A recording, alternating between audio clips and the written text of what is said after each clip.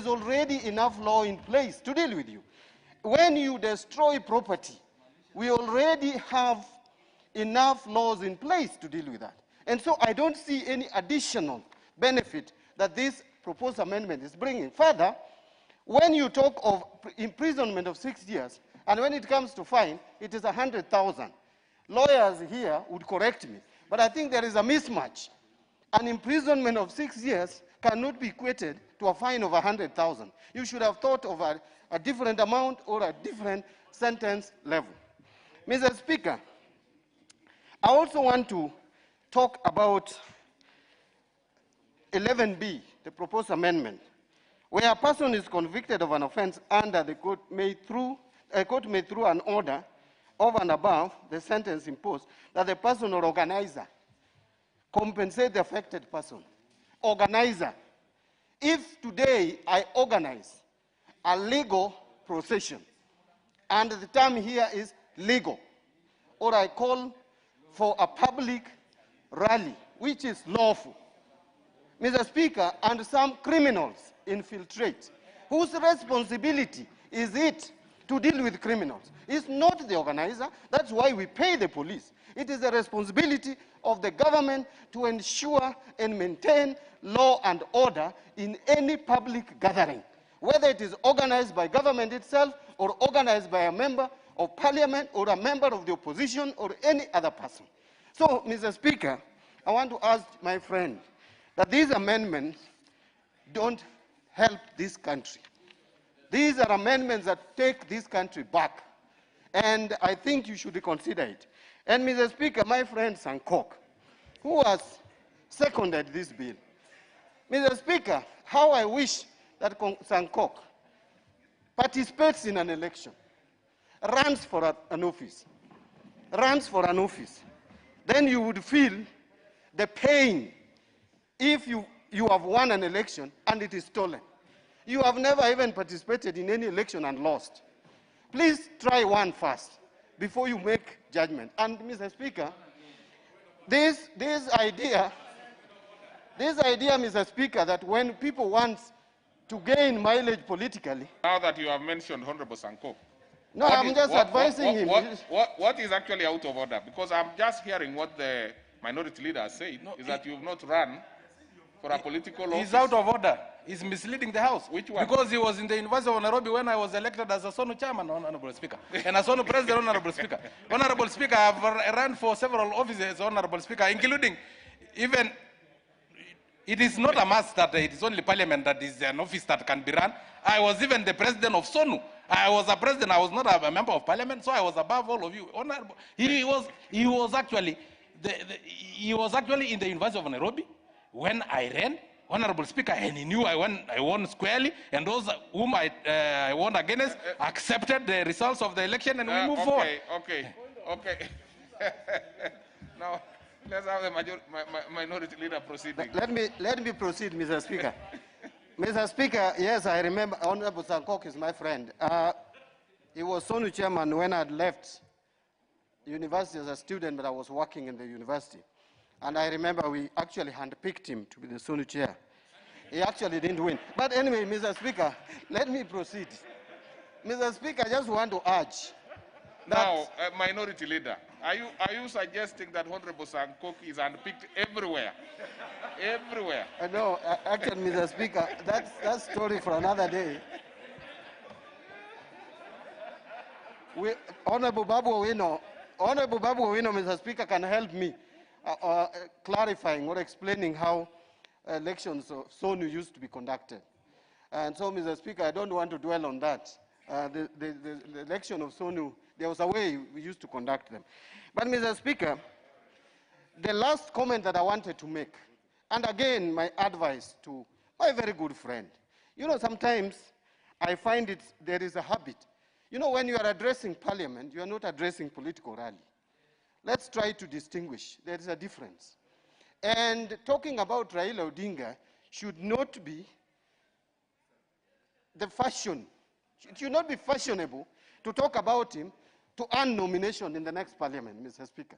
Because I see a tendency of people who want to get nominated again through political parties that are forming trying to use Raila Odinga's name to endear themselves to the possible decision makers when it comes to nomination.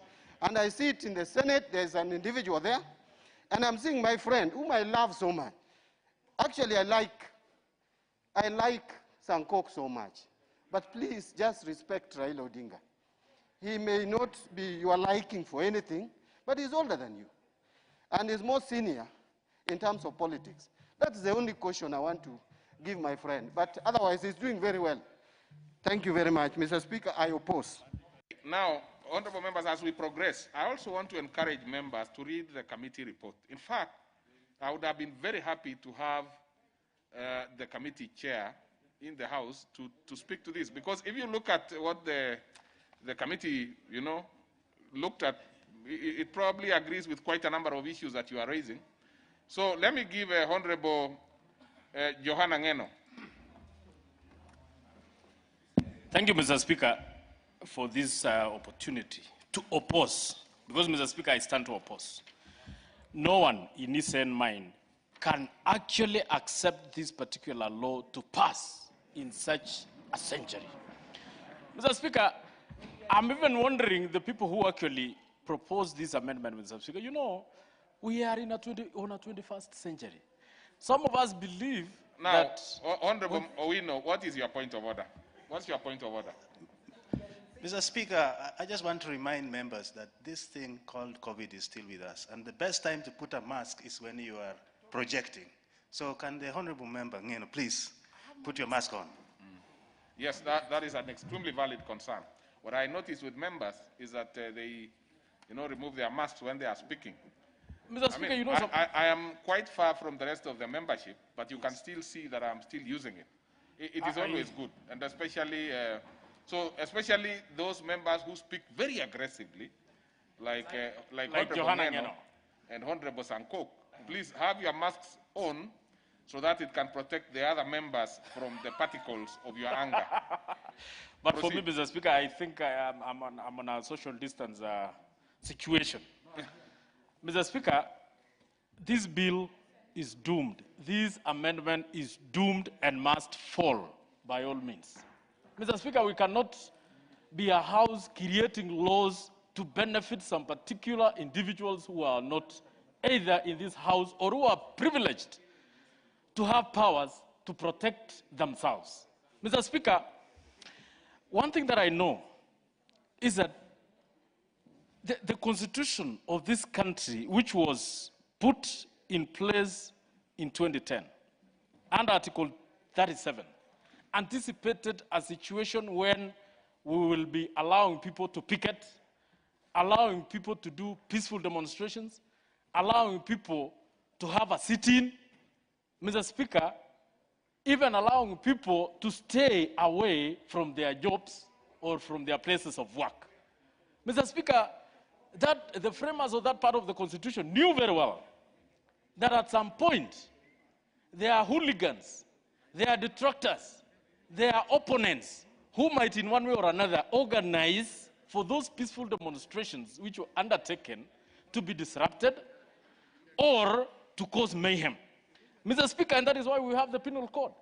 The penal code anticipates a situation where anybody who causes grievous harm or anybody who harms anybody will be brought before law, before the court of law, and dealt with through the penal code. So, Mr. Speaker, introducing another penal code in form of an amendment, Mr. Speaker, does not and will never assist anyone. Mr. Speaker, every one of us have a freedom of speech, freedom of movement, we have freedom of association, and we have all those rights that are anticipated, that are in the Constitution under Article 37. Mr. Speaker, if today we come to this House, and I believe this bill, Mr. Speaker, this amendment, like what my colleague has said, must be sent back to the sender. It must be sent back to the sender. Because the sender of this particular amendment, Mr. Speaker, is anticipating a situation where people will be demonstrating. People demonstrating, Mr. Speaker, does not mean they are happy. They are actually actualizing their grievances, either against the government, either against an NGO, either against even ourselves as members of parliament. And therefore, we should allow these people who are demonstrating against us to have their freedom. It is the responsibility of the police, the security of this country, to ensure that when there is a peaceful demonstration, it is upon them to ensure there is peace and order. And if there is damage, it should be the police. It should be the police themselves to be answerable. And that is why we pay them salaries. So, Mr. Speaker, I say this with a lot of pain because, Mr. Speaker, I've had several occasions on this particular situation. And I know many members who do not understand what I mean will be trying to use it against some other people, thinking because they are now in government, the sufferers are those ones who are not in government. My friend, you are in government today, tomorrow you are not in government. This law will be used against me today. Tomorrow it will be used against you. And it will be us here, members, who will come to rescue you. Mr. Speaker, last time, I organized a peaceful demonstration in my constituency. And some goons organized to come and disrupt that particular demonstration, throwing stones at the police who were actually protecting us. Ending up, police throwing tear gas and disrupting the whole stuff. The damages which were caused at that particular time, who was going to incur? Is it me, the organizer? Mr. Speaker, lately, I also organized to issue bursaries to my constituents. And the police came and demanded that I should be having a license to issue bursaries. Mr. Speaker, and this law was not there. Suppose this law now is there, is put in place. What will happen, Mr. Speaker? The police will have a leeway of disrupting meetings, even attending our offices with the disguise that if you organize this particular attending the office or maybe attending the office or even giving out bursaries, you might cause maybe some harm to other people, or some people can even organize to come and disrupt that particular meeting, and eventually they use it against you. So, Mr. Speaker, I don't think this law is necessary. We have enough laws in this country, and people must know the question of demonstration is not given by any human. It is given by the Constitution. It is not a privilege to demonstrate. It is not, it is not something that we ask the government to give us. It is a right that is in the Constitution. So anybody who tried to muscle that right that we are given by the Constitution must be told that he is also creating an unlawful environment on this particular Constitution. Mr. Speaker, told you an American author wrote about civil disobedience. What was the reason? The American Constitution, we believe, is very progressive. It is the best as in the world. But Torio said, civil disobedience means disobeying the laws that you know are in place, but which are against human. Why?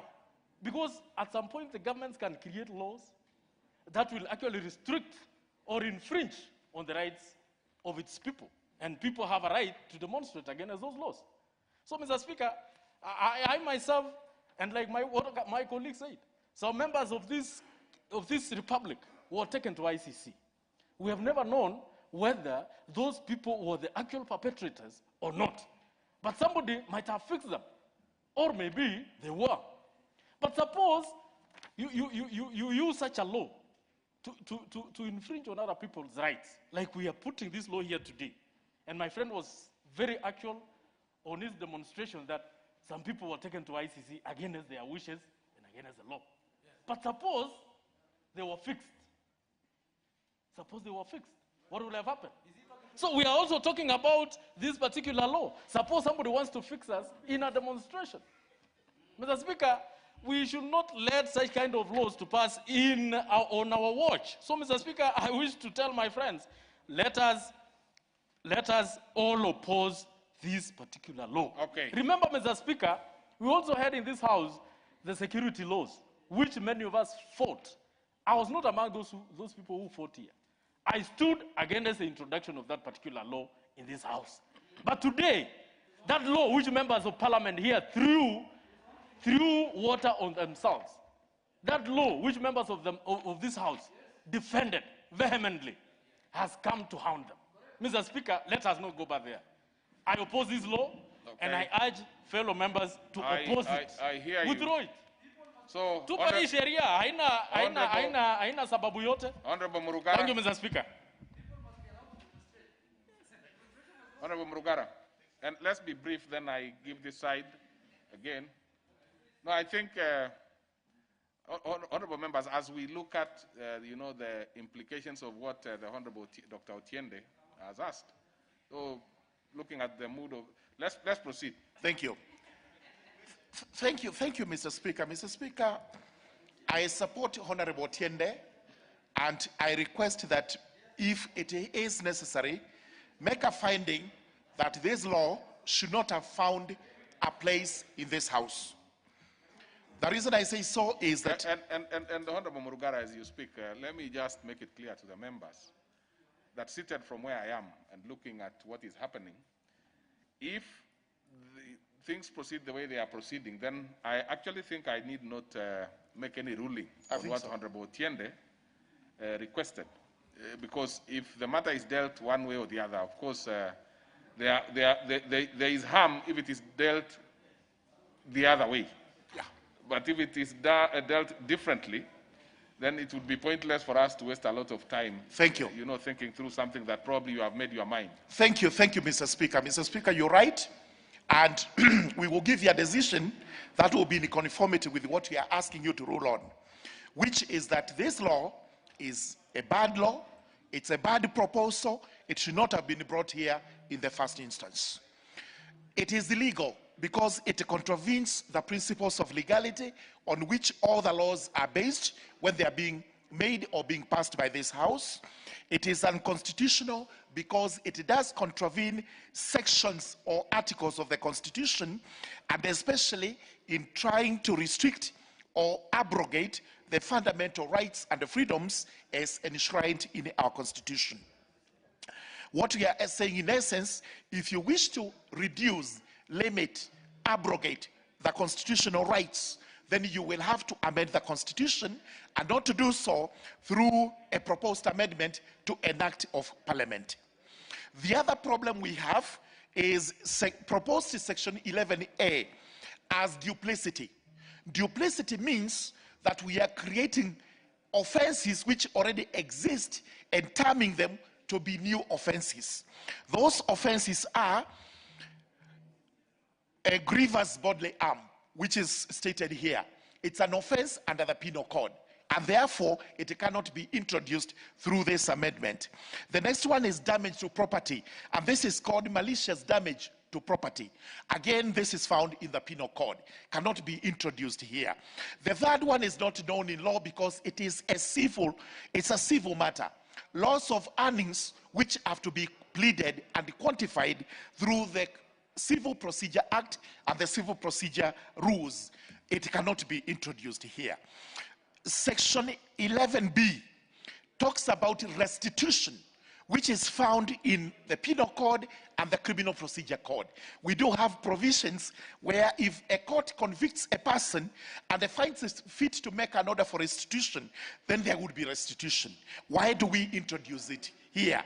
But most important, and why this law is illegal, it introduces what is known as strict liability in criminal law.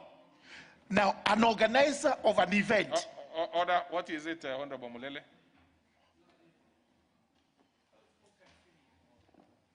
Honorable Mulele. No, you'll have it there. You'll have it there. You can use the one in front of you. Thank you. Yes. Speaker, I have listened to all the contributories to this, and taking into account order number 95. Will I be in order to ask that the mover be called to reply so that we can save time with this? Well, what Honorable Mulele says makes sense, especially when all members are contributing one way. So probably what I will do to test whether we really need to move the direction of 95, Honorable Mulele, yes, is to ask Honorable Murugara to wind, and then I will ask the Honorable Kaluma, because I had given him an opportunity. If it seems that it is heading the same direction, then we probably need to go your direction quickly and finalize this matter. So please, now you don't need to say, to use more than 30 seconds summarizing what you have said. I am absolutely obliged. Thank you, Honorable Mulele. Yes, yes, the other element of illegality is the introduction of strict criminal liability in this act. An organizer of an event which is lawful is being penalized where he has not been charged, he's not been tried, he's not been convicted. Because that is what it is doing here. The person being convicted is the one who commits the offenses. But now that I just organized a lawful assembly, a lawful procession, but something goes awry, then I'm being punished. That is called strict criminal liability, and it's actually an illegality in our country. Okay. On all fours, this is bad law. It should never have come to this house and should be rejected. Okay. Thank you, Your Honor. You know, Honorable Kaluma, I would not have given you an opportunity, but I've already mentioned you. So please, you can summarize so that then we can decide as a House whether we want the mover to respond. I thank you, Mr. Speaker. Mr. Speaker, I sit in the Committee on Administration and National Security, which considered this bill to help the Parliament be able to resolve it better. And Mr. Speaker, if the members would care to look at the report, which Honorable Speaker you have referred us to, the committee tacitly recommends a rejection of this bill. Speaker, without belaboring what my colleagues have said, human rights, most of fundamental human rights, are not gifts to any human person. We say they are inalienable, they are intrinsic, they are inherent. They accrue to a human being because he's human, full stop. And that is the reason as to why, Mr. Speaker, we have a right to demonstrate, we have a right to picket, we have all those rights under the Constitution. It is also the same reason, Mr. Speaker, as to why our Constitution prescribes in Article 24 the very limited circumstances under which you can limit those rights. And Mr. Speaker, let me agree with the speakers, including Honorable Tiende Amolo, Honorable Joanna Ngeno, and Honorable Murugara, that those limitations to restrictions on human rights stipulated under Article 24 have not been met by this provision. Mr. Speaker, without being repetitive, may I confirm in agreement with the committee, which largely is not before you, Mr. Speaker, because with your permission, the committee is sitting on another bill away from the plenary with the Public Service Commission. That is why the chair and the vice chair are not there. But Mr. Speaker, in that committee, I chair the subcommittee dealing with the legislations. And it is because of this bill that I was allowed to remain behind to address this issue. Mr. Speaker, a few issues. If you look at 11A, the offense called causing grievous bodily harm is the offense of assault causing grievous bodily harm in the penal code. And it applies in whatsoever circumstance, whether you are in a public or private place. If you do something that causes another grievous bodily harm, there is already a lawful prescription under the penal code in terms of how you should be dealt with upon conviction. The offense of loss of property or damage to property is the offense which under the penal code is called malicious damage to property. And Mr. Speaker, the punishments for it, wherever you do it, are clearly spelled out, and it does not matter whether you're doing it while you're picketing or wherever. You damage the property of another maliciously, the burden of proof, when met, Mr. Speaker, and you are convicted, the punishment is clearly spelled out. Mr. Speaker, loss of earnings worries me, and it worried the committee members. Imagine you called a demonstration in Nairobi. You are not making it definite who may avail himself this claim of loss of earnings. The entire Nairobi, including people who are just idling, may go to court saying, because we were not able to go to the office, which you have no proof of, we suffered earnings. And you can imagine the burden you would impose upon the court and even the person you seek to punish. But Mr. Speaker, if you look at 11B, there is a jurisdiction which is being granted to the criminal courts in this proposed bill, which is a jurisdiction only vested in civil courts. Mr. Speaker, it says that upon conviction, the court may, in addition to, whatever criminal orders, order compensation. You know, Mr. Speaker, and you are an old and better lawyer than me. When does a criminal court sit as a civil court determining quantum of damage and compensation? You know the rigors of it. And Mr. Speaker, it is for this reason that even when you have offenses committed in the process of an election, in an election petition, all that the petition court, the election petition, the election court will do is to refer the matter to the DPP for further investigation so that it may be tried elsewhere. So this bill is also bad at 11B to the extent, in the view of the committee, that it vests in a criminal court jurisdiction over civil matters, which by law vests in civil courts. That we find a problem with. Mr. Speaker, there are very many things said by Honorable Murugara, reiterating what the committee is saying here. Look, there is a person convicted in 11A. In 11B, you are talking of the organizer. I mean, how do you deal with it? Let us be alive to the fact, honorable members, and as Honorable Ngeno, rightly told us, that, Mr. Speaker, you may be infiltrated. I know this thing must have been thought about when some group of politicians were resisting. But remember, those politicians were crying at times that we are very peaceful. We are required by the regulations to behave in orderly people. We have people to shepherd our team. But people just come from nowhere, they infiltrate you, and they engage in crime. I agree with Honorable Joanna Ngeno that matters of breaches or violations of the law is the reason as to why you notify the police that you will be engaging in these things. Let them do their works, identify the criminals among people and deal with them. Mr. Speaker, Honorable Simon Nganga Kingara is a very good friend of mine. But my brother, let me remind you of what Honorable Ngeno said here. When we fought physically in this parliament over the security bill, we were telling them, think about the future. Tomorrow, it may not be you the law is thinking about. And so let me remind you what Honorable Murugara has always reminded me, the bad man's principle in legal drafting. When you draft a law, more so a law with penal consequences, imagine you are the one the law is going to deal with. Then think through it. This is a law for rejection if it is not withdrawn. And Mr. Speaker, without reiterating much, I think our committee recorded everything. And it's very rare that a committee rejects. I urge the members to join us in rejecting it as fast as possible. Thank you, Mr. Speaker. Okay. Now, honorable members, let me first of all dispense with what Honorable Omulele raised. Then I can hear what your point of order is. But what is your point of order anyway? What is your point of order?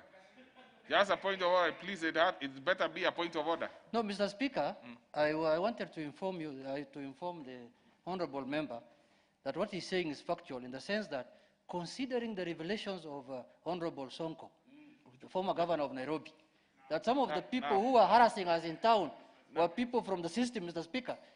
People must be allowed to demonstrate. Demonstrations must continue, What is the point of order? What is the point of order? Anyway, so honorable members, let me dispense with Honorable Mulele's request. Will as many as of those members who wish the mover to reply say aye? Aye. Many as of an ordinary contrary opinion say nay? The ayes have it.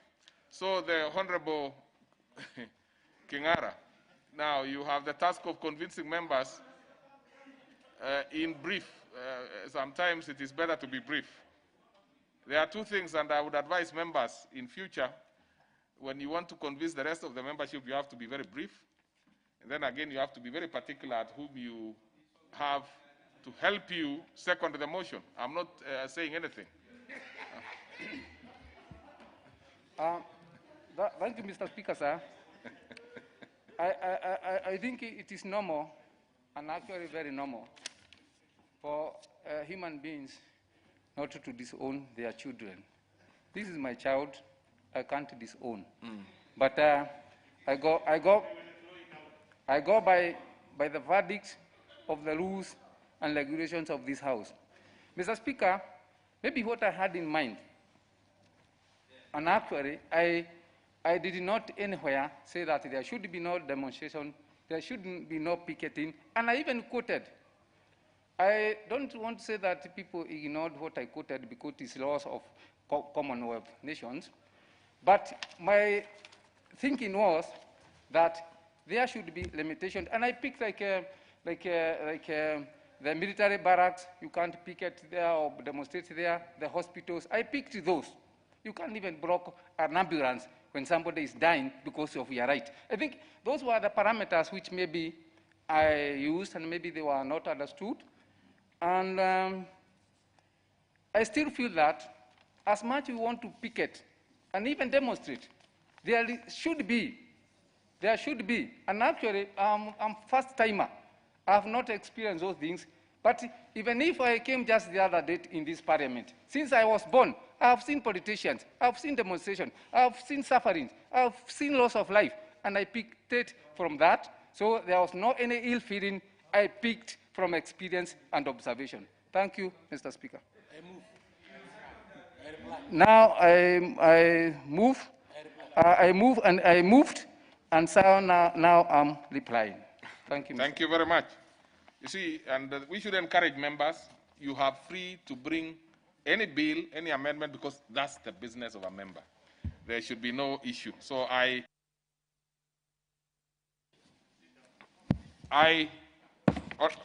put the question, honorable members, for you to make the decision that the Public Order Amendment Bill, National Assembly Bill number 14 of 2019, be now read a second time. Will as many as of that opinion say aye? Aye. Many as our contrary opinion say nay? Nay. The nays have it.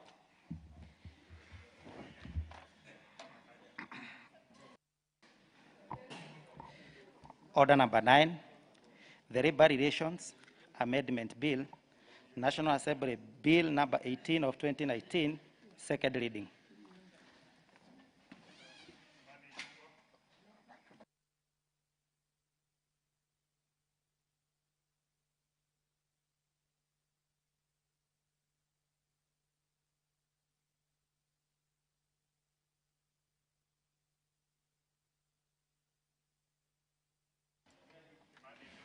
The Honorable Kimani Ichung'wah, member for Kikuyu.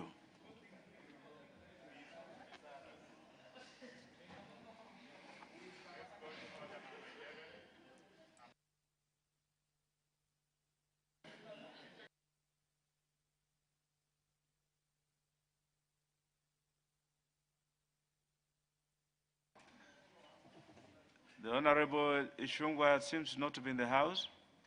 I will take the discretion to defer this business to such at the time that it may be set down on the order paper. I direct that we move to the next order of business. Order number 10, the Crops Amendment Bill, National Assembly Bill number 25 of 2019, second reading. The Honorable Tandaza Kasim Sawa.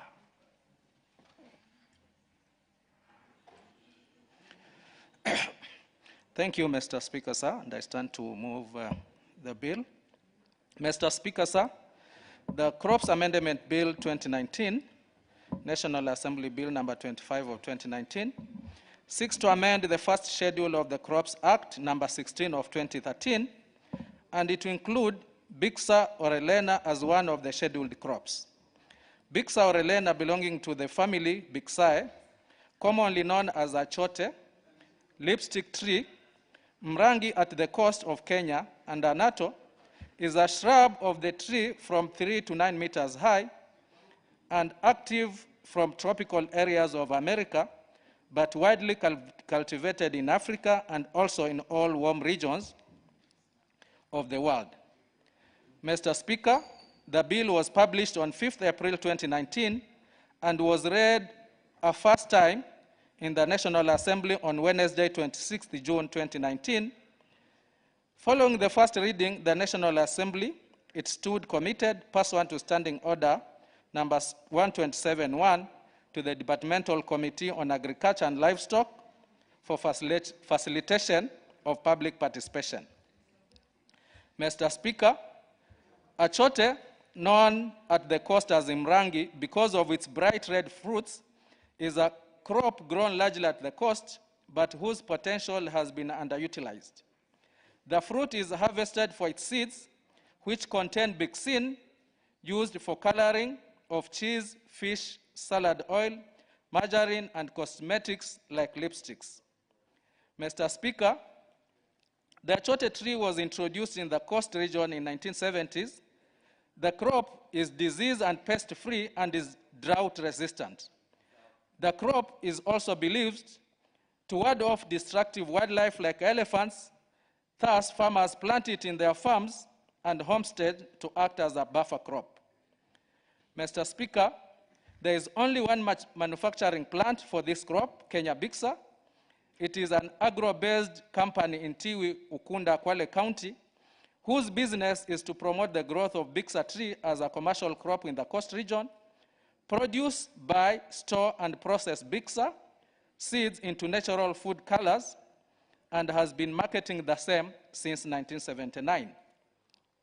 Mr. Speaker, sir, agricultural experts say that the crop matures fully within 4 to 5 years and has economic life of 20 years, but can be harvested even after 1 year in the farm. A chote crop is the world's second most important natural colorant. It makes about 70% of all world natural dyes. Mr. Speaker, in Kenya, Bixa aurelana has been one of the 4 major cash crops in Kwale and one of the 7 major cash crops in Lamu. However, farmers are finding it hard to get financial support because it is an industrial crop that cannot be consumed directly. Also, there are difficulties in getting a steady market and incentives. Mr. Speaker, Section 7 of the Crops Act provides for scheduled crops specified in the first schedule of the Act and further provides the Cabinet Secretary for Agriculture may, by notice in the Gazette, declare any crop to be a scheduled crop for purposes of this Act. Mr. Speaker, a scheduled crop benefits in a number of ways under Section 8 of the Act, which includes marketing and distribution of scheduled crops, provision of sufficient and regular transportation of scheduled crops, promotion and advice on strategies for value addition prior to the export of crops from Kenya, promotion and advice on strategies for value addition prior to export from Kenya, recommend general industry agreements between farmers and processors of scheduled crops, and the prescription for the minimum period in which farmers are to be paid for crops delivered and penalties for delayed payments. Mr. Speaker, sir, the bill seeks to amend the first schedule to the Crops Act to include a chote as one of the scheduled crops in order to fully realize the economic benefits of this important crop. There is need to make it a scheduled crop. This will be a major boost to the coast of Kenya, specifically, and to the country at large. Mr. Speaker, sir, I therefore call Honorable Owen Baya to second. Thank you, Mr. Speaker, sir. Yes, thank you. Thank you very much, Mr. Speaker, sir. And I want to first congratulate the Honorable Kasim Tandaza for introducing this very important bill. And at the onset, I would like to say that I second this bill with pleasure and say that this is part of the economic empowerment of the people of Kenya in general and the coast in particular. The mrangi, which is popular in the coast called Bixa, is a plant that has been there for many years. Bixa was a plant in the many years that had a factory. One of the factories that employed so many people in this country was the Bixa factory in Kwale, alongside the one in Kilifi that was the cashew nut factory, and many other factories, which collapsed during the privatization era in this country. And actually many other factories in this country collapsed during that time, including many others in other places.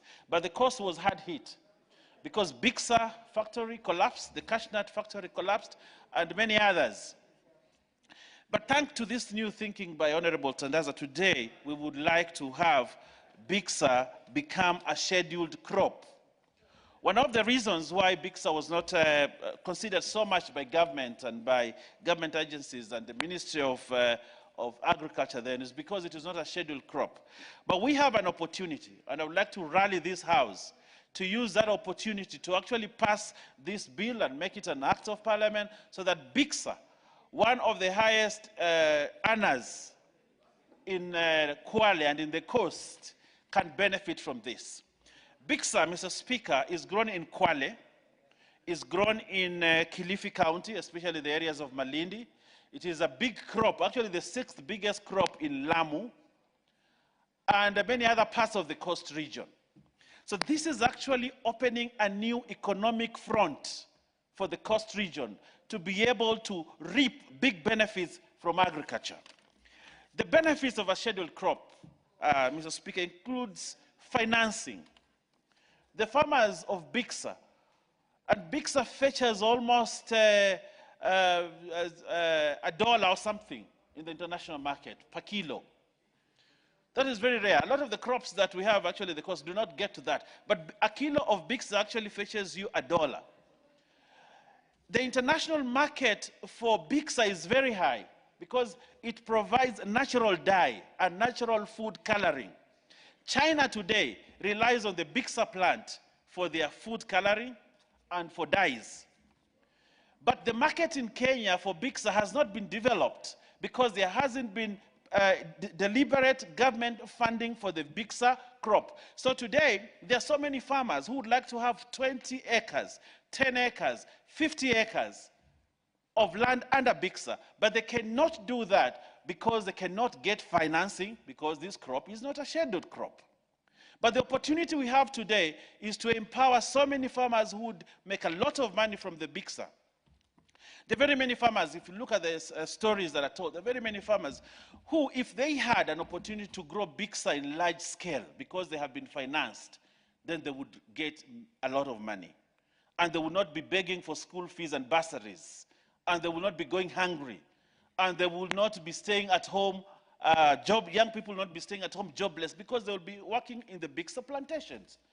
But again, another important thing is if your crop is not scheduled, it does not benefit from government marketing. Today, there are so many people who come to this country to look for this crop, especially from Asia and China. They come to this country to look for this crop. But they only discover that it is here. Why? Because government is not deliberately marketing this crop. A scheduled crop benefits from marketing by government. So if we vote in this parliament to actually put this crop as a scheduled crop, then Bixa will benefit from government marketing and transportation and distribution. And this will help this country to gain more foreign exchange and actually help in the growth of the GDP of the areas of the coast, and overall the country benefits from it. So, Mr. Speaker, it is very important that today, and as we continue with this debate, that members in this House actually look at this as part of the economic transformation through agriculture. Whatever we might say, we might want to say the Big Four agenda in this country, one of the pillars is manufacturing. But we can only manufacture and do value addition if we can produce the agricultural crops that can go into manufacturing and value addition. But we cannot do that if some of the very important crops that are key in sectors and areas have not been developed to the level that a country can market it. So, Mr. Speaker, I would like to urge members here to support this motion and this bill so that it is passed as law. But other important things, while many crops, when you look at maize, which we have invested heavily, if you look at other crops, they will require a lot of fertilizer. But the Bixa tree does not require that. A lot of these other crops require intensive labor. The Bixa tree does not require. You plant that shrub, and for the next 20 years, you will harvest Bixa from that one tree. And within 4 years, it will have matured. And you have over 16 years of harvest, which makes it one of the crops that can actually help grow the economy, because you have less labor to it, you have less fertilizer, you have less pesticides you are using on it. And I am sure there are other areas which have experimented with cashew nut in this country, and they have seen that they can grow. They can also take this Bixa and grow. I know my friend Murungaru there, in Meru, I'm sure this tree can grow and can make, you can replace Mogoka and Mira, which is harming our people, with Bixa, and you still make the same amount of money. But I would like to add this. The coast crops, the coastal crops have suffered in this country. Cashew nut has suffered. Coconut has suffered. If you go to this country, because there was no deliberate government investment in crops from the coast. So today the factory in Kilifi is closed. The farmers are cutting the trees because there is no investment in research, there's no investment in manpower, there's no capital investment in the trees, in the crops from the coast. That makes it right now, the families that used to be well off because these crops were there are no longer benefiting from them, and they have slided back to poverty. It is important that we do not just focus on regions.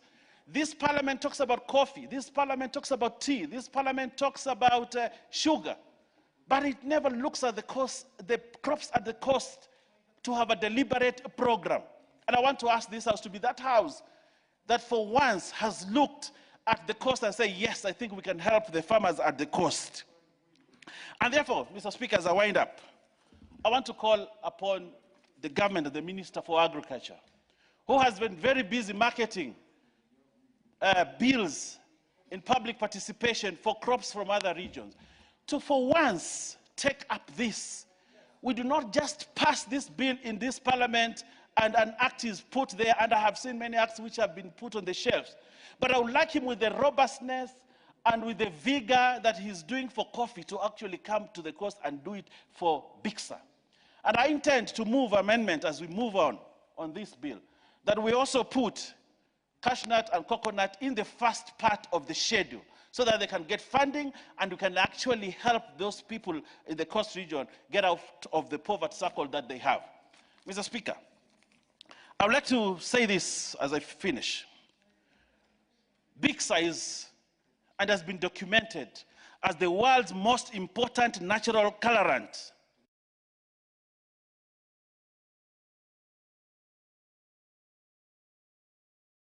Mr. Speaker, the market for Bixa out there is so huge. The only problem is production. Government can spur the production, can invest money in the farmers. The county governments too can invest money for the farmers to make Bixa the crop that can be one of the greatest exports from this country. But as it is today, Mr. Speaker, as I wind up, as it is today, there hasn't been any delay. So I want to urge this House, as I second this motion, that we support the initiative by Honorable Tandaza, so that we fast-track this, it passes, and I want to see the Minister for Agriculture, just like I've seen him do for coffee and tea, to come also and do the same for Bixa and other coastal crops. I second and I thank you, Honorable Speaker.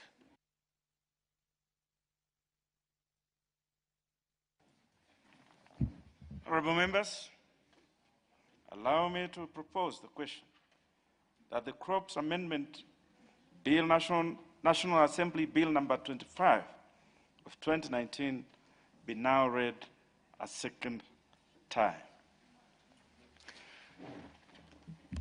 Before I give opportunity to the Honorable Atandi, who is first on my list, I just want to congratulate the Honorable Tandaza for this particular business. You have made a decent pitch, and the Speaker is sufficiently impressed by the work that you have done here. And the same goes for the Honorable Owen Bayer, who has done a decent job of seconding this. I think this is the business that our people sent us here to do. So Honorable Tandaza and Honorable Owen, well done. The Honorable Atandi, you have an opportunity to speak to this. Thank you, Honorable Speaker,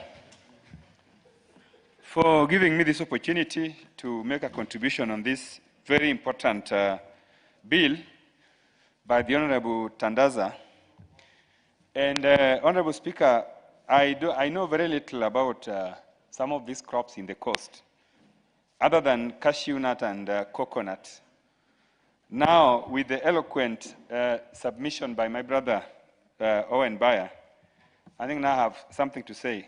And Honorable Speaker, I want to say that it is important for this Parliament and rather government to identify which cash crops prosper in each and every region of this country. Because, Honorable Speaker, each and every part of this country has some potentials, especially in the area of cash crops. And so, the fact that my colleague here is identifying this cash crop as something that this country, this economy needs to focus on, especially as explained, that this BICSA is important as a critical source of foreign exchange. As you realize, Honorable Speaker, that this country is in a deficient situation in the area of foreign exchange. And Kenya, each and every time, Kenya is losing on that space. Therefore, it is very important for this House to take advantage of this proposal, especially, so that the government of Kenya can use this opportunity to be able to increase our space in that area. And therefore, I would like to support this and say that, coast region, especially Kilifi and Kwale, some of the areas that are marginalized, other areas like areas of Central. And so it is really important that this House takes this matter very, very seriously and be able to urge the Minister in charge of Agriculture to ensure that once this law is passed, then immediately implementation takes on immediately. And therefore, so that we are able, as a House and as an economy, to be able to benefit from this. I want to say that Honorable Owen Baya has done justice to this bill by explaining the benefits of this BICSA. It is a product, it is a cash crop that will not be sold in Kenya, but it will be sold outside Kenya. It is a cash crop that will help in improving the economy of the region. And maybe I need to be told if it is something that can grow in my region also, so that as I support it, I know that it's also my farmers can also benefit. And lastly, I would like to say that, Honorable Baya, you are a very good man, and I like the way you have made your point here. I wish you said that it is something that can benefit hustlers. You are not even talking about hustlers. Yet, you are a man who is advancing the politics of hustlers. I wish you should have said that, that the hustlers of coast. and I have never heard hustlers talking about farming. They only talk about wheelbarrows and mkokotenis. I wish this is something that was going to be in the politics of hustler. But anyway, in the manifesto of ODM, which you are about to run away from, you should know that ODM is a party that has a very big space on agriculture and cash crop development for the coast region. And therefore, I want to urge you to come back to the party. Thank you, I support. The Honorable Fukose, Robert. Thank you, Honorable Speaker. I want to support the amendment by Honorable Tandasa on putting Ajote into the scheduled crops. Honorable Speaker, Ajote belongs to the family of Prasea, and in the order of Malphalus. It has a lot of benefits. Actually, when you look at as much as the crop takes a long period of 4 years for it to be able to mature, we've all been going to the coast region, and occasionally we see the colorings of the food. We never knew that this is from Ajote, and today I think that's a very important learning that all of us have achieved. And I think it is important because I have also gone through it to read what are the benefits of this food coloring. It's a carotenoid, meaning it adds vitamin A into whatever we are eating, and it has beneficial effects. Among them is being what we call antioxidants.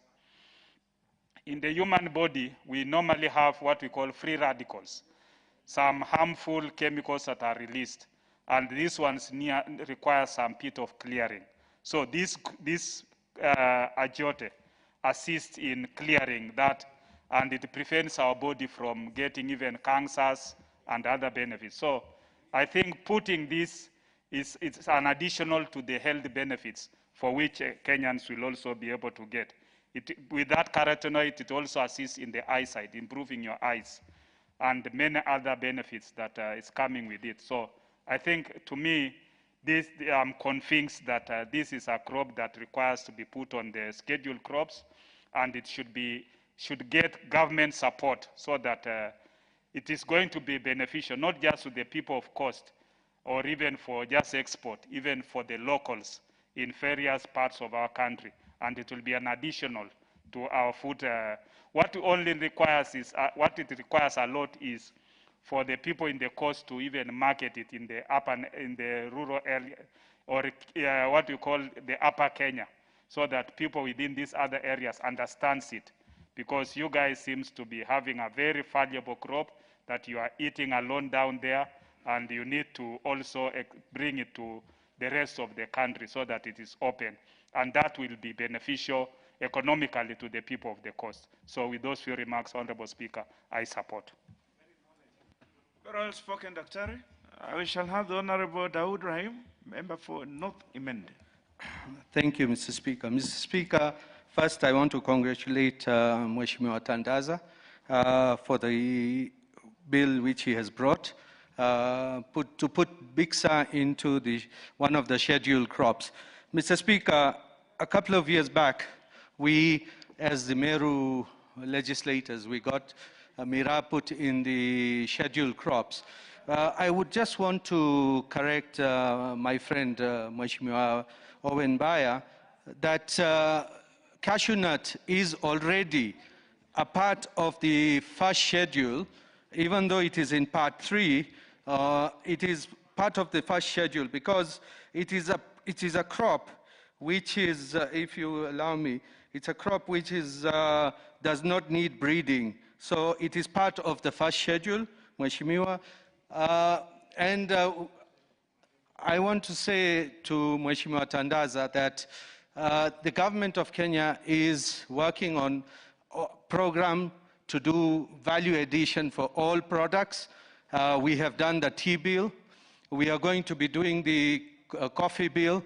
And there is no stopping, like what Mheshimiwa Owen Baya has said, that the government has not looked at.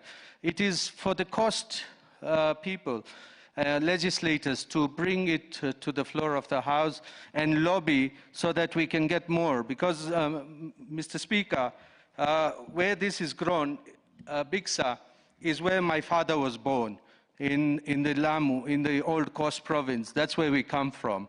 And it is the backbone of the economy there. And we, as legislators, need to assist each other so that we can lift the standards of living of our people.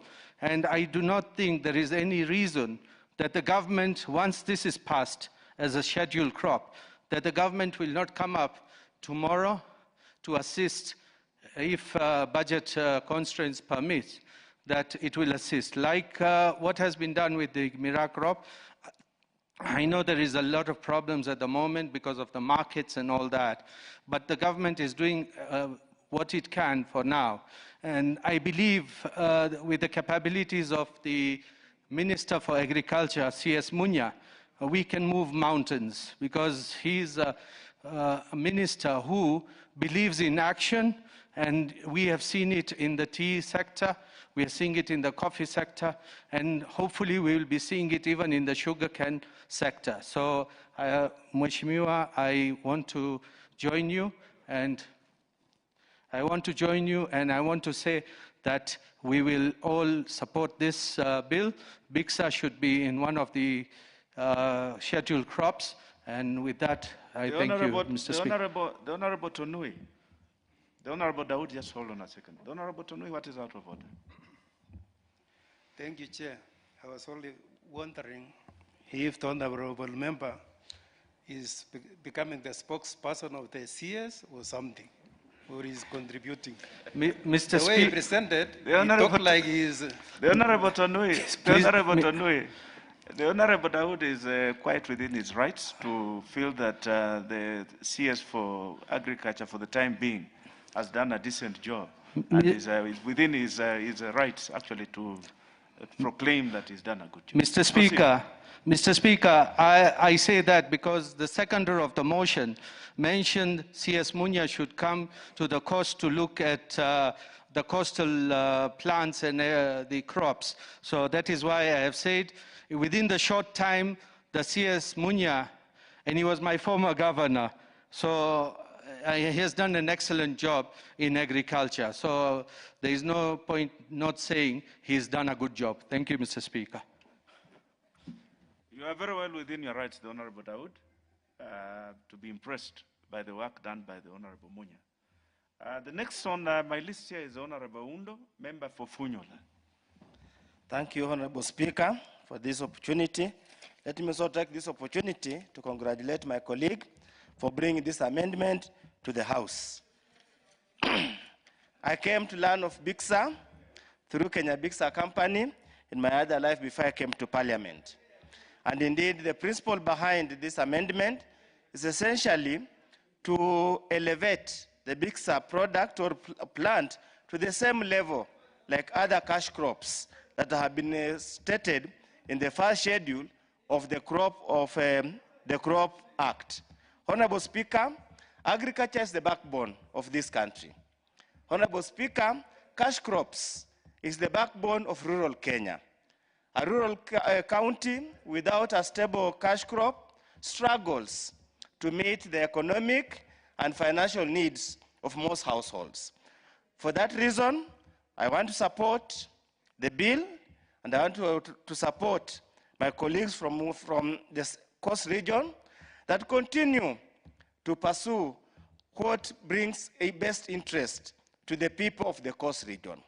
At no single time should be blinded by petty politics to abandon what is good for our people.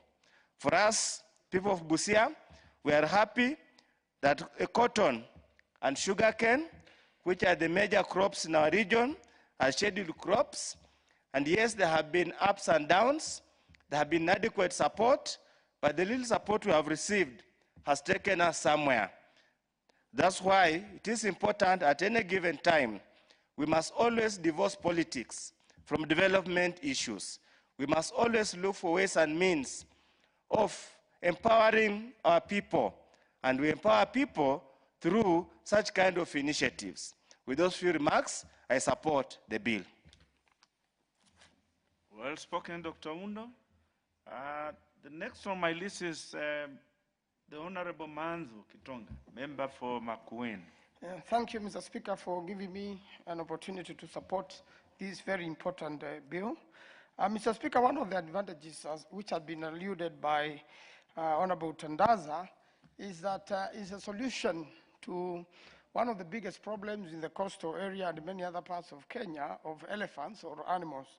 Mr. Speaker, from his, when he was moving from his contribution, elephants are repelled by this plant, and when you don't want your farm to be invaded by elephants, it's planted around it, and the moment elephants get near there, even they don't want to eat the fruit, Mr. Speaker, they leave and they don't invade that particular farm. So I want really to support and say this is a very important crop.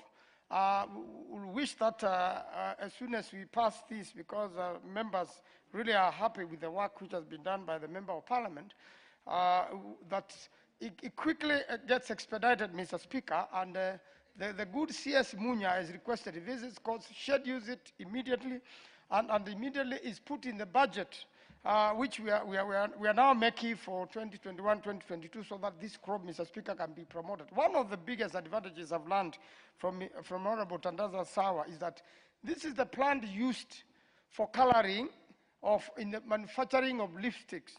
And although it is being done in some part of the Eastern world, Mr. Speaker, a lipstick is consumed almost every minute in the world. And if we promote this plant that it is planted in the coast and also many other parts of Kenya with similar climatic conditions like, let's say, Ukambani, then we are going to have a cash crop, Mr. Speaker, which is selling and fast moving and highly required. And even from the medical expert we have learned from the doctors in the house, that it is an antioxidant. It helps the body fights, poisonous substances in the body because of vitamin A and other elements which make it, even improve the eyesight. This is a very, very useful plant, meaning further investigations and further experiments would make sure that this plant is also used in manufacturing of drugs, or even where vitamin A is required, especially in these days of COVID. Mr. Speaker, when we are looking at how the economies are going to grow post-COVID, this is one of the most important things I think the country should be doing, and we should promote this plant. I am very happy it's been brought to the House, because this is a live broadcast. A lot of Kenyans have learned from the House today that this is a very useful plant, and a lot of farmers now have now known its uses, and I believe as many people as possible, and many Kenyans like the delicacies in the coast. Today I've learned that the red coloring you see in fish or most foods in coast are actually very useful in terms of one's health, and we really need to promote this. It must be taken even into public rallies by members of parliament from that region, and as quickly as possible, I believe, as a request that the minister should visit, as soon as this gets to his desk, as soon as it becomes a law, and I believe it is going to be expedited, Mr. Speaker. It's a very useful crop. We are looking for value addition in this country. It is something which is funded even by World Bank and other partners to Kenya, so that we have this particular crop promoted. ActionAid, USAID, World Bank, and a lot of them like promoting agricultural-based, economies, owing to the fact that Kenya is main, activity is agriculture. And therefore, we should really, really promote and make sure the people, of course, now, where the plant grows naturally, are able to grow it massively, knowing that there is a market for it, and knowing that the government is in support, the members of parliament are in support, and I really want to support and say thank you, Mr. Speaker, for the opportunity. The Honorable Wanjira Wangari, member for Gilgil. Thank you, Mr. Speaker. I also rise to support and congratulate Honorable Tandaza, whom I have known for quite some time. Mr. Speaker, we were some of the founders of UDF party with Kasim Sawa in 2012, before he migrated to ANC and I myself to Jubilee. So I want to congratulate him for this very able bill. And Mr. Speaker, given the morning that we've had, this is quite a sigh of relief in terms of the business of the House. And I want to support from the beginning. And Mr. Speaker, the importance and the benefits of this tree, or this shrub as has been known, or as it is known, are known. And Mr. Speaker, some countries like the Brazil, where the origin, most of this is originated from South America.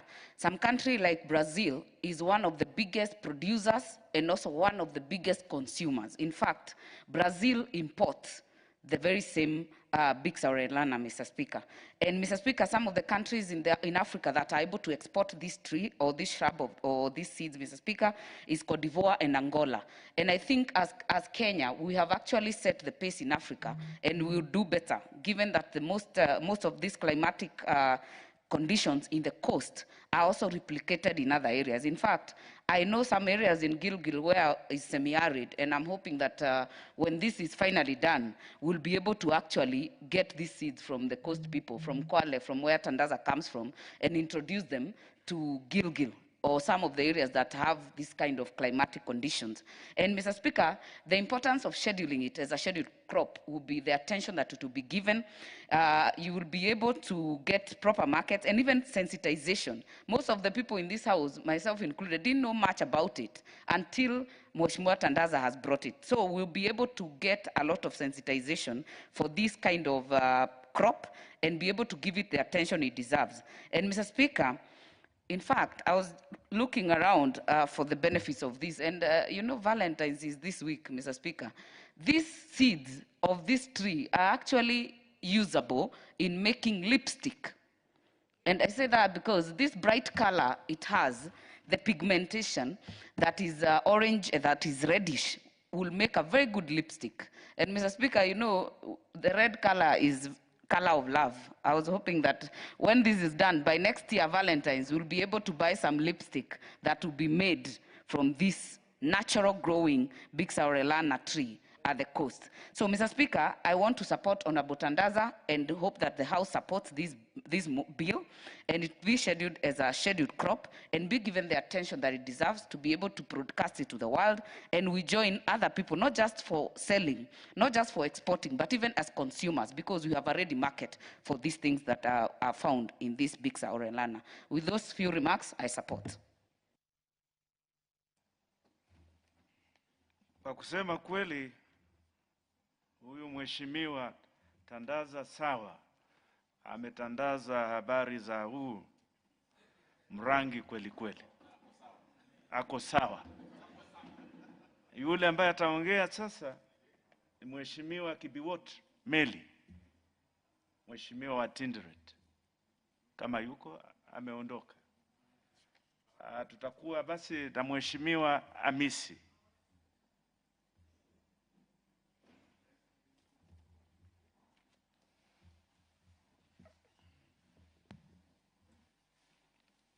Thank you, Mr. Speaker, for giving this opportunity. I'd like to support. Mr. Speaker, my card is a problem. I think it is still on recess. And thank you for recognizing me, minus the card. I would like to support this bill by this Mheshimiwa Tandaza. I think at this point in time when we are talking about support to our natural resources and even our potential as a country, these are some of the areas we need to look at. So the crops that are going to benefit our industry, because this is an industrial crop. And these are the bill that has come at the right time, timely, to look at the crops that could have otherwise become extinct. And this legislation will help put focus so much on crops, and not just this one, but also other crops that could have otherwise become extinct, and maybe the future generation could not even have recognized them. So, Mr. Speaker, I think we need to focus more on even other crops, because this is an agricultural country. The whole world knows us as an agricultural nation. Our economy is based on agriculture. And the more we focus on these crops, the more we put much on our potential, our nation, on the agricultural sector. And Mr. Speaker, apart from that, we also realize the enormous benefits, apart from becoming an economic crop, the enormous benefits that my colleagues have been able to elaborate, that emanates from the growing of these crops, from the flowery part, from the redness, the brightness of the red of the crops in terms of what my other members have enumerated on such occasions like Valentine, and more so because these are crops that have been recognized elsewhere, other countries where the crops has found favorable climatic conditions, that have recognized it and are benefiting out of the growth of these important industrial crops. And therefore, as a nation, we should also be in the forefront of having the advantage of these crops in our coastal areas. We shouldn't be left behind in making sure that it is scheduled in our constitution and it is given the necessary support, and the farmers at the coastal region are given the necessary support that they need, so that we are also able to identify other areas that could support the same crop, but because of the lack of laws and the lack of support from the government, they have not been able to come up with these particular industrial crops. So, Mr. Speaker, with these few remarks, I support and hope that the bill will be passed.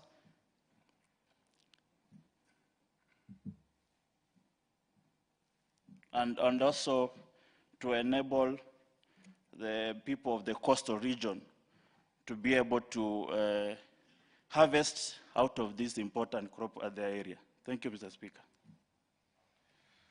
Honorable Amisi, please, you need to liaise with the security people so that your card is restored. I allowed you because this is fairly early in the term, in this session. But members, you remember that the speaker has ruled that when you don't have your card, then you may not be able to speak here.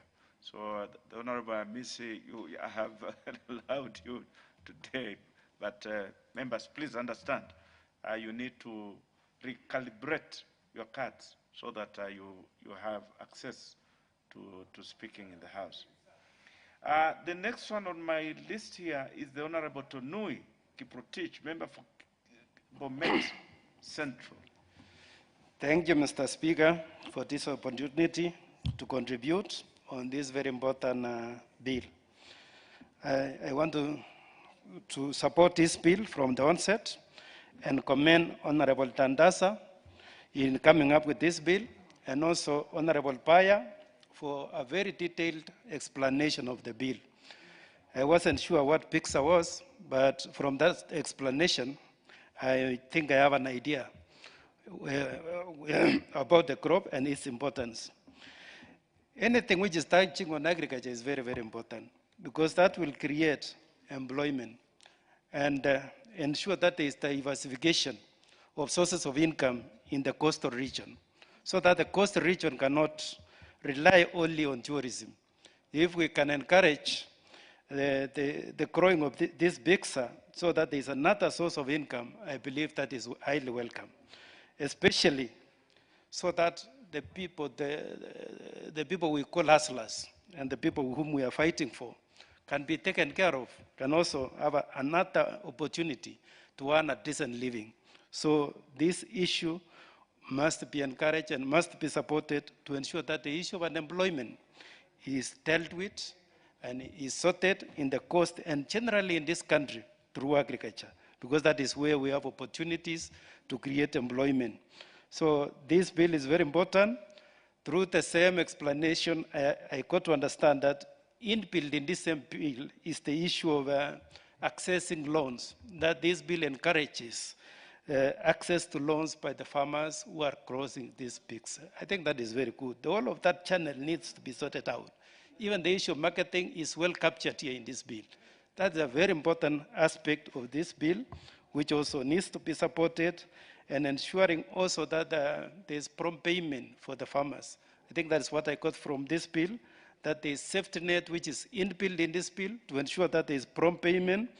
And that is what we have been having in many, many other sectors, that payments are not paid promptly, especially the pyrethrum collapse because of lack of payment.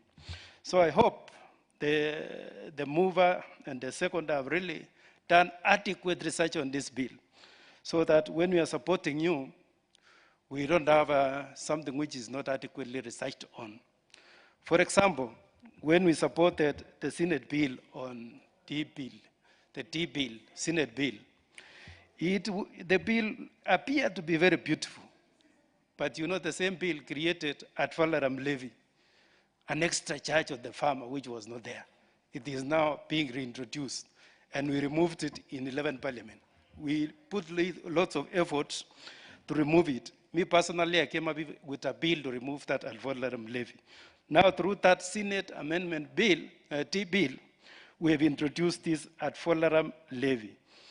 From the western region, degrowing region, you know, I believe the movers of this may have handled concentrated majorly on the eastern side.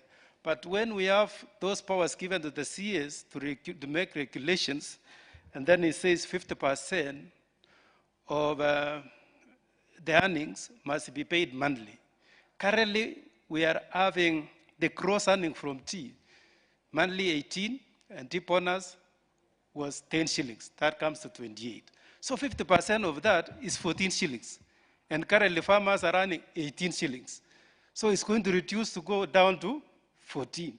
Those are some of the issues which were inbuilt in the T-bill, which are quite unreasonable to the farmers in the western region of Kenya. And it's very, very unfair to them. So some other regions may be excited about it. But us from Bomet and Kericho, we are not happy, and even in the public. Tonui, I know where your heart is, but let's keep it to the Honorable Tandaza's issue today. Yes, you know it's a Crops Please, Act. Eh? Please, I know it is, but let's It's keep okay. it. Thank you. So that is what I was trying to only give a caution, that possibly you have looked into the real details to ensure that the bad sides are not captured in the bill, that everything is taken care of. Because when you give too much room to the CS to make regulations, then those regulations may be too harmful to the crop which you want to encourage. It may not be balanced. And allow me, even though we're in PIXA, we are also talking about crops. You saw it last night in the news, some farmers in Nakuru being directed not to plant maize in an area where they rely only on maize. And you wonder, is the government going to feed them?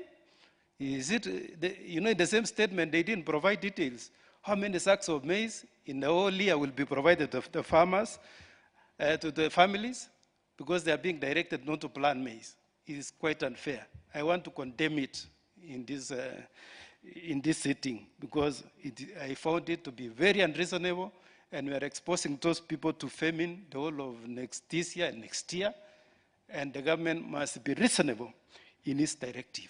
You can provide security. You don't discourage people from making an earning. They must survive. They must get a source of income. But when you see a whole regional commissioner directing, we are not going to have maize planting in this region. That is some of the issues which are very unreasonable sometimes with this government. And I think possibly because of the handshake, we can no longer oppose what is said by the government, and that is why they are going an extra mile to being unfair to people in some sections of this country. So with those few remarks, Mr. Speaker, thank you for the opportunity to contribute to this bill, and once more, I support this bill. The Honorable Tanu, you are raising fairly serious matters, which I believe that you as a member of this House, you have an opportunity to address, whether by requiring a statement from the relevant section of government, or even by question. So it's really serious what you have raised, but you have the tools within our orders to be able to make that inquiry. The Honorable Mzigi, member for Taita, the Honorable Leader of Majority, I see you have made a stakeout. I'll give you an opportunity as soon as possible. Thank you, Mr. Speaker, for this opportunity. And I also want to begin by congratulating Honorable Tandaza for this very important bill. It is a bill which is truly important to the economy of Kenya, and most importantly, important also to the economy of, and most important to the coastal region. Mr. Speaker, I want to say that as a country and the world in general, people have now gone herbal. We remember very well this year, especially during this pandemic, we have been advising our people to use the mwarubaini because of its health benefits. Bixa is one crop that has got so many health benefits. And Mr. Speaker, as we discuss this bill, I have realized that majority of us are not aware of this specific crop. And therefore, that is why I stand to support so that it can be in the scheduled crops, so that the government can assist in marketing it, people can be aware of this crop, and it can be added value. Value addition can be done for it to be able to be beneficial to the indigenous people, or let's support this indigenous crop for it to be beneficial. I have heard one of my colleagues say that through her research, this crop can be able to make lipstick. Yes, it can. And many, many other benefits, even health-wise. So I stand to support, and I pray that this House support this bill so that as many people in this country who have such crops can benefit in our country, Kenya. Thank you, Mr. Speaker, for this opportunity. The Honorable Muzigi, the Honorable Kaluma, the member for Hammer Bay, seems to be extremely excited by your contribution, especially the part about the lipstick. I don't know why, but okay, I'll leave it for the others, Deputy Speaker's session. Maybe I'll learn something. Then the Honorable. No, not yet Murugara. It is the Honorable Sankok. The Honorable Leader, just hold on. I know you have priority, but let me allow Sankok first. Thank you very much, Honorable Speaker. And Honorable Speaker, you know, when a member is thank you very much, Honorable Speaker.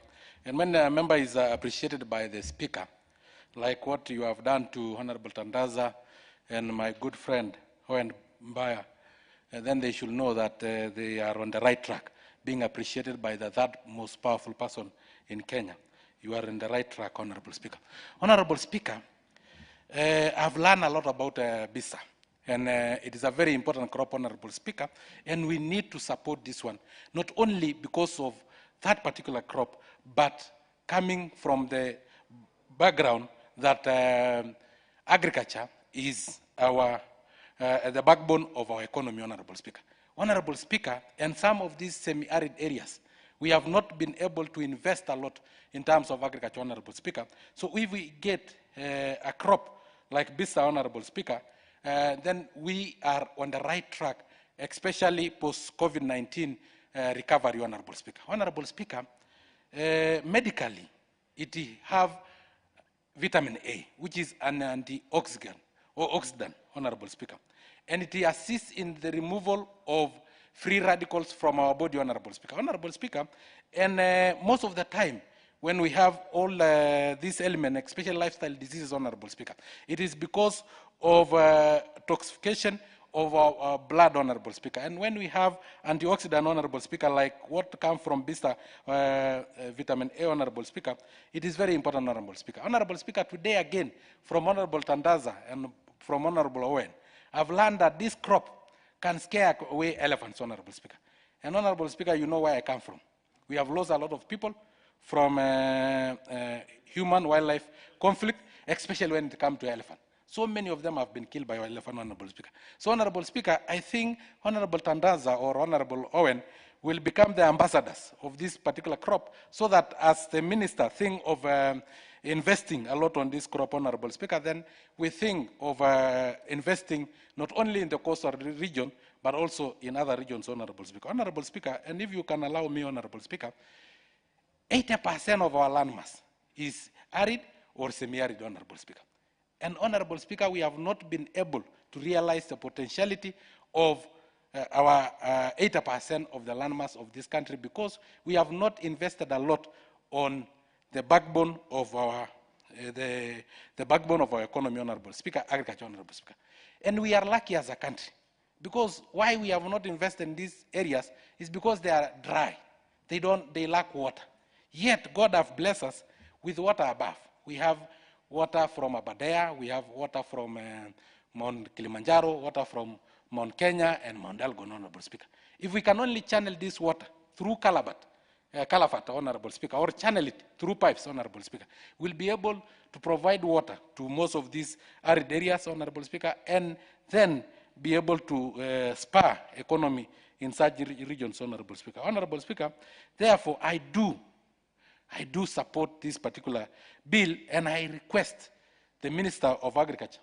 There was somebody who was advocating for him. He have left, Honorable Speaker. But he should go and consult with him so that the Minister can implement this particular bill as soon as it reaches his table. And even before it reaches his table, now that he may be listening to us, or he may have informers, we will inform him of what we have been discussing, Honorable Speaker. We need to realize the benefit of this particular crop. Honorable Speaker, why I told you that I know why Kaluma was very excited when we talk about lipstick, Honorable Speaker.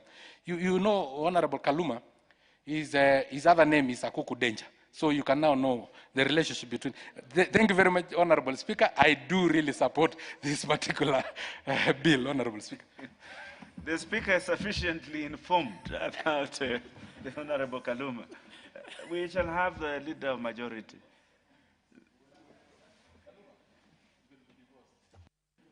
Thank you, Honorable Speaker, for this opportunity to support this bill by Honorable Sawa, or Honorable Tandaza Sawa. And it comes in at a time when, we need to be thinking about how we handle the whole agricultural sector. We know the importance of agricultural sector in this country. It's been captured very well within our policy documents, within Vision 2030. It's been captured within all the policy papers. It's even captured very well within, going forward in terms of the Building Bridges initiative, in terms of the emphasis on agriculture and value addition and empowering people at the different levels as part of the shared prosperity. Because Kenya is a prosperous country. The people of Kwale have been blessed with this crop. It grows within that area. And I've been a visitor in Kwale for a long time. And I remember even when I was Minister for Lands and I visited Kwale, I was shown the Kenya Bixa plantations and company. And people kept on saying, this crop is good, but it has never been given the formal recognition so the value addition can be done on this crop, so that it can be marketed, so that the exploitation on the local farmer by a few merchants can be stopped. So it comes in, this is coming in at a good time, and we must thank the Honorable Tandaza for this foresight and for really representing the people of Kwale to actually get this crop onto the map. And that will encourage other members to also look at what crop is growing within the area and has a comparative advantage within that area to also have it scheduled.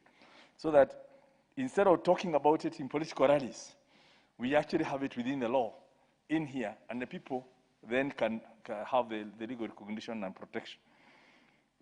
So it's something that I've seen the crop. I know how it's done.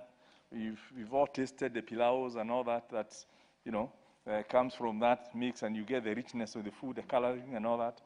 And it's the same thing when you see, even with the Nkwanju, the tamarind. Yeah, until Kenya Airways started, serving the tamarind juice in the business class, then people started, what is this drink we are having? There's so much richness about some of the crops within the coast, but their commercial value has never been quite exploited. And hence, people then talk of, we still be marginalized, yet, or being reduced to growing some other crops that perhaps can grow better elsewhere, where if we could also give them better value for what is comparatively advantageous in Kwale, then farmers have that money to then go and buy the maize from Kitale. So farmers don't start looking at planting some crops that can do very badly in those areas. So I'm very happy with this, and I do believe that once now it's a scheduled crop, it will receive the treatment that it deserves. We'll be able to do further research on it. I've had people giving all different benefits. I'm not sure how many of these have been scientifically documented, whether it's good for the blood, whether it's good for we don't know what other things, but at least when it's scheduled, we'll be able to get some more documentation, further research. But most importantly, how can we get more value addition? Because it's an industrial plant. It's not the kind of thing that people just pick and take to their house and consume. It still has to go through some processes. And through that industrialization, with the value addition, the farmers in Kwale, and I'm sure now because of the role to be played by the government of Kwale, because agriculture is devolved, industrialization is devolved. So even as we do it here, I would like to urge the members also to scale it down there to Kwale. So it also receives attention at the county government, and hence they can put in more support for it. And that's why some of us are very passionate about this increase of the money to the county governments.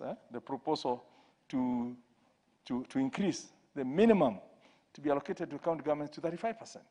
Because it's using those funds in Kwale now that the government of Kwale will be able to scale up the commercialization, the industrial exploitation of BICSA plus other plants within the Kwale region, so that people of Kwale can have their quality of life improved because of what God provided for them as can grow in those areas. I'm not quite sure it will grow in Gilgil, but once it grows in Gilgil, I'm sure it will grow in Kipipiri.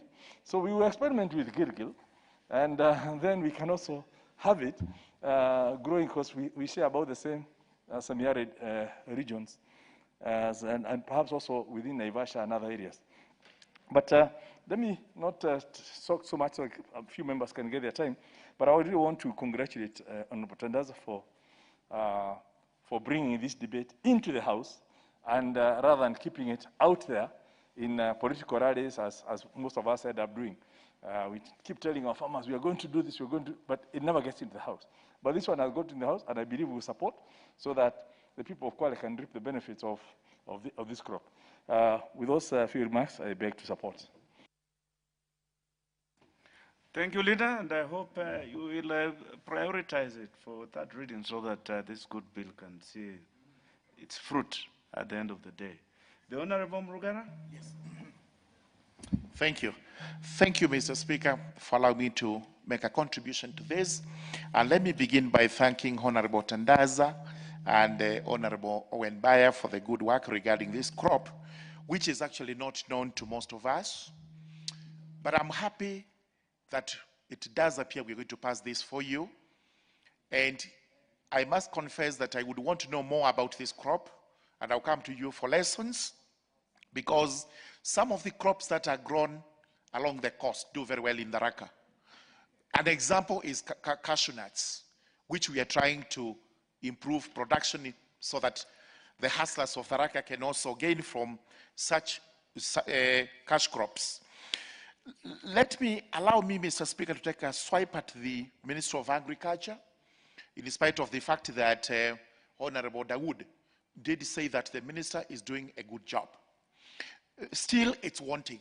It cannot be said to be 100% good, because he's paying a lot of attention to tea, coffee, sugarcane. We have a host of many other scheduled crops which require attention of the government in the policies that have been mentioned by the Leader of Majority, but we are seeing nothing about those crops. For example, cotton, which Honorable Member for Funyula said grows in Busia, it grows a lot in Tharaka, but we've watched as cotton goes down and there is no more production that goes on in the country because of mitumba importation and things like that. We have also another crop known as pile millet. Pile millet is also known as bulrush millet. It is grown in Tharaka, it is grown in Ukambani, and it's a crop, one of the best food crops. We have seen the government do nothing about this. The same with sorghum, which is in very high production again in Tharaka. We are in the peak season, and it's used by Kenya breweries because of its production of beer. Again, we have seen nothing from the government in spite of the fact that these are scheduled crops. So I urge the ministry to invoke powers under this act to move and look at all scheduled crops and ensure that our farmers are given the necessary services which can help them attain maximum production and the benefits from these crops. I was informed by the former Minister for Agriculture that another crop, a food crop which is also a cash crop, known as green grams, dengu, which is widely grown in Tharaka, in Ukambani, and in other arid areas, is actually a scheduled crop. But I noticed that it is actually not here. For reasons that it should have been gazetted as required by Section 7, this was not done, and I now request the two honorable members that when we go to the third reading I'll be moving an amendment to ensure that dengue, green grams, is included in part 1 as a crop with breeding program and a compulsory certification. Because dengue is famous in the country. I mean, every plate of chapati, rice, you have to have that menu of dengue in it. It doesn't do very well in terms of marketing. The price is not very attractive, but the fact remains that this is one of the greatest cash crops for the Raka people, for people growing or live in semi-arid areas, and the prices are not as attractive. It needs to be bred properly, it needs to be propagated, it needs to be marketed properly so that the people of Tharaka, the people of Mwingi North, the people of Makwene can benefit from that crop, which is a very important crop in the country. So I will be moving the amendment and I'll be seeking support of the House so that I can also schedule that crop amongst the other crops. And again, as regards this particular crop, we need to support it. It needs to be marketed properly. We also need to have experiments where else this crop can do well. As I've said, I believe it can do well in Tharaka, it may do well in Kipipiri, in Gilgil, and in other semi-arid areas. This is a crop that may actually help the economy of this country, whose backbone is agriculture. There's nothing else that we do which is as productive in the country as agriculture. We must therefore support the Crops Act, an amendment similar to this one, the regulations that are being made in respect of each of these crops, in spite of the fact that we are trying to decentralize the crops from the Crops Act to individual acts, the Tea Act, the Coffee Act, and possibly we will have a Dengue Act and any other act that may help and improve the production of agricultural crops in the country. With those remarks, Mr. Speaker, I beg to support this bill. I agree with you, the Honorable Mrugara, that dengue is a delicacy, even where I come from. Although we don't know how it grows, it must be from Yari. It should be one of the crops that we should protect. We shall have the Honorable Kimilu, member for Kaiti. Thank you, Mr. Speaker, for giving me this opportunity to support this important amendment by Tandasa. And I want to congratulate him first for the amendments. And I want to say, Mr. Speaker, this is a very important crop. And as many of my colleagues have said, that it will also help improve the economy of this country. And also, Mr. Speaker, I know the people, of course, there is a need of elevation of poverty. And I know this is also a good sign of when we support them on this crop, it will also help them in their economy, Mr. Speaker. Also, Mr. Speaker, I want to say that as I support this motion, Mr. Speaker, I know in this country we depend more on agriculture, Mr. Speaker. And when we encourage some of these crops, I know we are improving our economy, Mr. Speaker. And I was discussing with Honorable Sangok, we were discussing about this motion, Mr. Speaker, and they assured me we need to start supporting the people, of course, of giving them seedlings and seeds to help them improve instead of selling a narrative of wheelbarrows. And there is on my support. And I think this, Mr. Speaker, we also need to talk the CS of agriculture to support the people of coast and also the government as a whole. And members of parliament, we also need to give our people and educate our people about this crop on how to promote our economy. Thank you, Mr. Speaker, I support. About the Honorable Sankok. The Honorable Sankok. He said that we had discussed with him about this bill and that we will not be But first of all, the Honorable Sankok, honorable members don't lie. So they say what is not true. They may say they are economical with the truth. They may say something that is adverse to the truth, but they don't lie. So Honorable Kimilu is actually very economical with the truth, because we didn't discuss such things, and we discussed that we are actually assisting hustlers by making sure that they have seeds and that we support all of them from the ground. That is what we discussed with him. Oh, that is very well. But the honorable member for Kaiti, this crop, while it is ready, it may also be carried by on this contraption also. Yes. So both of them are useful. Honorable members, allow me that.